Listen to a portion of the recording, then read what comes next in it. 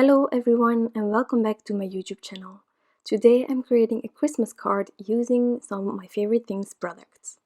First of all, I started with the new This Hugs For You stamp set, and I'm also using a stencil called the Rectangle Trio stencil. Now for my panel I have used the basic rectangles from my elephant, which gives me these adorable stitching details. Now the end result will be a bit different than what you see here, but I will take you all the way through it. Now I started with this stencil, and something that you might have noticed with stencils with some details or like here some bars in between, sometimes your ink goes underneath your stencil. I only adhered it on the edges. I didn't use any temporary adhesive or what's it called, the purple thingy, pixie spray. I didn't use it, and I am regretting that because I went underneath. It doesn't always happen when you don't use it, but this time it happened and I didn't want to start over with the ink blending, so I changed it up. One of my favorite ink blends for Christmas cards is a dark blue night sky kind of vibe, and so today I'm using black Soot, chipped Sapphire and Tumbled glass. I'm starting my way from the top, and since I'm using all the same color families except for the black, but you know what I mean, I'm only going to use one brush. This will also help me when I try to get a transition because there is still a bit of ink left over from the previous color, and I just like doing that. Whenever my colors will not end up brown or grayish, I tend to do this just using one brush for everything. Now also on the bottom I'm using the Tumbled glass, but as you can see it's way darker because of this chipped sapphire on my brush. I don't mind at all, and I am trying to have a lighter hand on the bottom completely so that I really have a lovely gradient. So once I was happy with the ink blending, I decided to add some splatters using some white gouache. This one is from Winsor and Newton. I have had it for a while now, and it's really a fabulous gouache. If you have your gouache or your paint that you're using for this sort of diluting at the end, you don't have that white color, then that might be because you have added too much water. I tend to just add a bit, and then whenever I need more of wiggle room I add more water, but if you add less water you will have more of that white pigmentation on your card. So here I added quite a bit of water because I wanted to have several small splatters, and if that would have faded a bit into the blue, I wouldn't mind at all.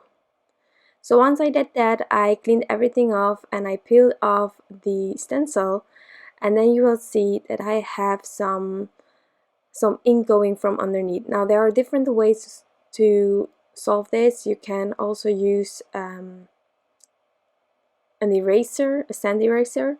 That really helps. I used it in the past, but I didn't want to do that today. So I decided to trim out all of these stripes. So here's my trimmer, and I'm making sure that I trim it all the way so that I have my 3 stripes perfectly as I wanted them to be. So that took me a while, but you know what I'm doing here. And once I had those 3, I still found that I wanted the layout as the stencil intended, so that we will do later on. First, the coloring. For this card I'm only using 2 images. I love this. It's going to be a clean and simple card. The stencil helps with the background illusion, and then these 2 critters will be shining in the front. Now really simple coloring. If you want to revisit the color combinations, definitely check out my blog post. There I have everything listed for the penguin, for the bear, and then the blue color that I will be using on the accessories. I decided to go with blue because, well, my background is blue and I tend to try to always find colors that return while coloring or while doing my background to have everything match together.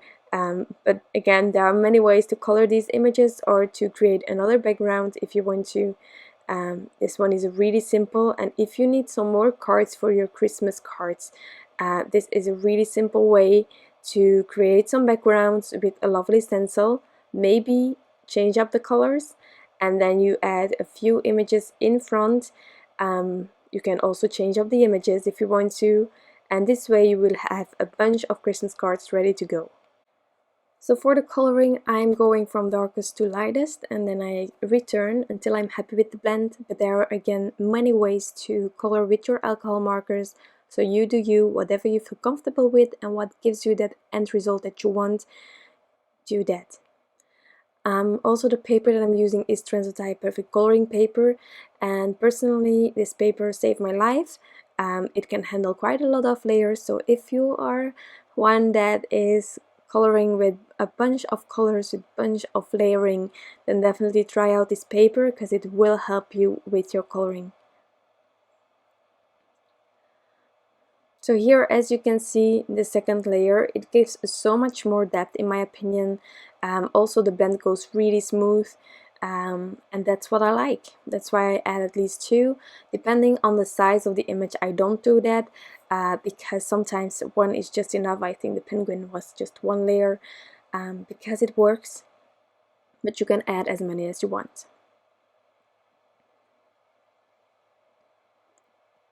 So now onto the blue. I contemplated about doing the design with different colors. I think you can make an incredible rainbow hat on this bear if you want to, and then the scarf rainbow, maybe something that I will still do, but you never know what time is going to be. So I just decided to keep it simple and have it in one go, and then just have a knitted hat with blues.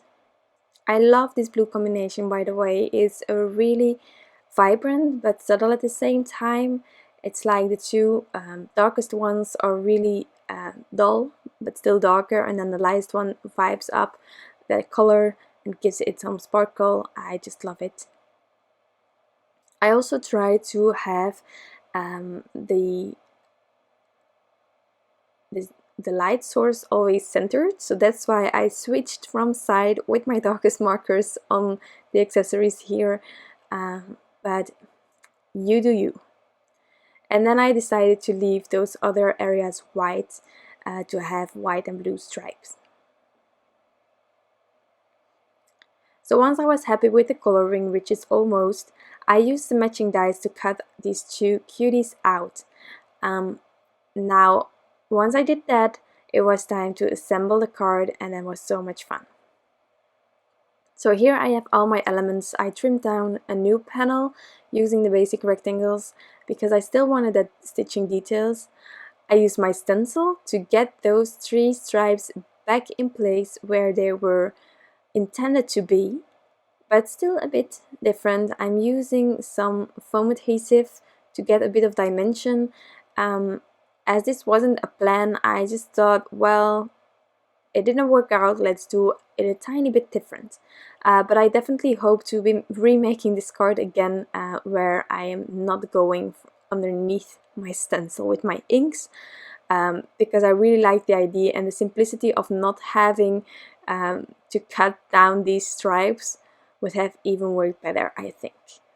But if you like dimension, you cut down those stripes, but know that if you want to do something similar like this, you don't necessarily need to start using with the stencil. You can just ink blend a piece of paper, trim those stripes down to the size of the stencil, and then you will also have these stripes, and even more if you had blended a really big panel. So that can be easier. I white heat embossed warm winter hugs on this 1 stripe, and then I buffed off the excess anti-static powder tool thingy, and then I am adding it as well using my stencil once more.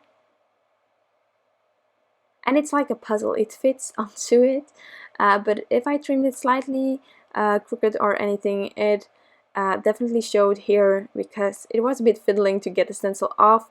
But no worries, it worked out. And then I'm going to add these cuties on the left side of this scenery.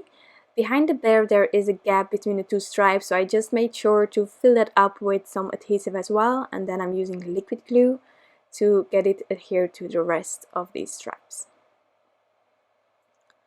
Once I added this one, it was really easy to add the penguin as well, just adding some liquid glue and just on the side of the bear. Now to finish off this card, I decided to go with these Marshmallow embellishments from Pretty Pink Posh. I recently got this one, so I'm glad that I already used it on one card. Most of the time I'm just a hoarder and I buy so many different embellishments, and then I tend to go to the ones that I use always, the Itty Bitty Stars or the Heart Sprinkles, but this one is really cool. It's sort of a pearlescent kind of vibe, and it fits perfect with a wintry scene card. I think it's a bit of snow, but then dimensional. So once I was happy with placement, I adhered them all using some liquid glue.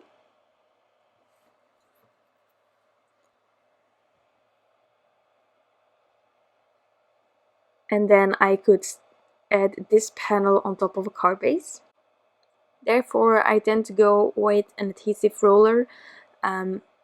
That's really simple, and it still gives you a bit of wiggle room when you're adding it, and then afterwards you can just press it down really firmly and it will stick forever. So that's what I like about that. I added this as straight as possible, and then I decided to finish this card off using some Stardust Stickles just on the head, on the fluffy area. I really love adding it over there, and then this is my card. It's completely finished. I hope that you enjoyed this video, and I hope that you like the end result. I know that it didn't went as I planned, but I still really like it, so I hope you do too. If you enjoyed this video, you can always give it a thumbs up. I would truly appreciate it. I want to thank you all for stopping by and taking your time to watch this video. I wish you all an incredible day, and I'll be back soon. Bye!